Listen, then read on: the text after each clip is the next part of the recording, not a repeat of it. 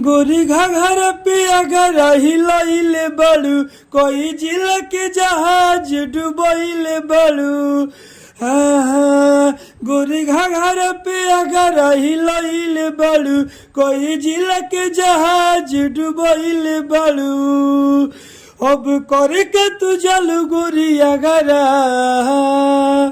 तो लड़की कहतिया अरे लफुअन में भइली बटे लफड़ा हमर देखिए के कपड़ा।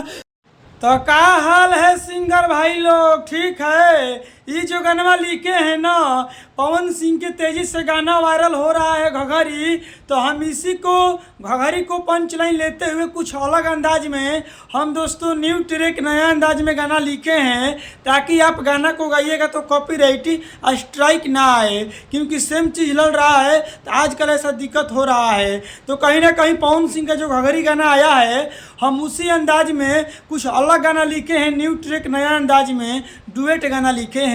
तो आप नए सिंगर हैं तो इस गाने को गा सकते हैं, रिकॉर्डिंग करवा सकते हैं। बिल्कुल हम ये गाना फ्री में लिखे हैं। चलिए फ्री वाला गाना स्टार्ट करते हैं। पूरा वीडियो का फुल देखिए। चैनल पर नए हैं तो सब्सक्राइब कर दीजिए, लाइक कर दीजिए, मेरा नाम जान लीजिए। मेरा नाम है राइटर राजा सिंघानिया। चलिए पहले गाना को स्टार्ट करते हैं, उसके बाद में आपको आगे समझाएंगे। स्क्रीन पर देखिए लक्ष्य गोल। चलिए दोस्तों, ये मुखड़ा है, हम मुखड़ा को गा रहे हैं। पहले लड़का बोलता है, उसके बाद में लड़की बोलती है। तो पहले लड़का बोलता है गोरी घाघर पे अगर हिलैले बड़ू कोई जिला के जहाज डुबैले बड़ू। हाँ, गोरी घाघर पे अगर हिलैले बड़ू कोई जिला के जहाज डुबैले बड़ू। अब करे के तू जलू गोरी अगर तो लड़की कहतिया अरे लफुअन में भइली बटे लफड़ा हमर देखिए के कपड़ा। पागल भइली बटे यारा औरी छपरा हमर देखिए के कपड़ा। अरे लफुअन में भइली बटे लफड़ा हमर देखिए के कपड़ा।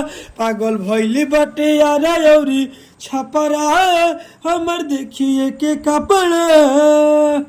चलिए दोस्तों, ये पहिलिका अंतरा है, हम पहिलिका अंतरा को गा रहे हैं। अरे लकमी के तू लगा के पाउडर हो लगो तो तू करबू मर्डर हो। तो लड़की कहतिया तारीफ करो नहीं ये तना पिघल जाई ए बाबू खड़े खाली तुहारा के ले जाई। लागेलू अमलेट गोरी पापरा। अरे लफुअन में भइली बटे लफड़ा हमर देखिए के कपड़ा। पागल भइली बटे यारा औरी छपरा हमर देखिए के कपड़ा। चलिए दोस्तों, ये दूसरा का अंतरा है, हम दूसरा का अंतरा को गा रहे हैं। पहले लड़का बोलता है, उसके बाद में लड़की बोलती है। तो पहले लड़का बोलता है जब से चढ़ल बाटे तो हर जवानी पिए तू जालू हो नारियल के पानी। तो लड़की कहतिया अब तू सुन राजा सिंहनियान हो टच कलया के तू जवनियान हो। पिंटू राजा संग जैबू का तू बड़ा। अरे लफुअन में भइली बटे लफड़ा हमर देखिए के कपड़ा। पागल भइली बटे यारा औरी छपरा हमर देखिए के कपड़ा। चलिए दोस्तों, गाना समाप्त तो हो गया है। अब कहिएगा कि अरे राजा भाई आप तो थंबनेल पर लिखे थे कि पवन सिंह के ट्रैक घघरी पे गाना लिखे हैं तो मैच नहीं कर रहा है। तो देखिए दोस्तों, मैच नहीं करेगा क्योंकि हम अलग अंदाज में कुछ अलग लिखे हैं। पवन सिंह से मेरा मिलता जुलता नहीं है, बस वही खालसा घघरी वाला वर्डिंग मिल रहा है। बाकी हमारे गाने का अंदाज ये है कि घाघरा पे अगर हिलैले बाड़ू कोई जिला के जहाज डुबैले बाड़ू। तो मेरा तो अंदाज अलग है, मगर घाघरा वाला वर्डिंग है। तो घाघरा वाला वर्डिंग चल रहा है तो वायरल मैटर है। तो आप इस गाने को गाइए, रिकॉर्डिंग करवाइए।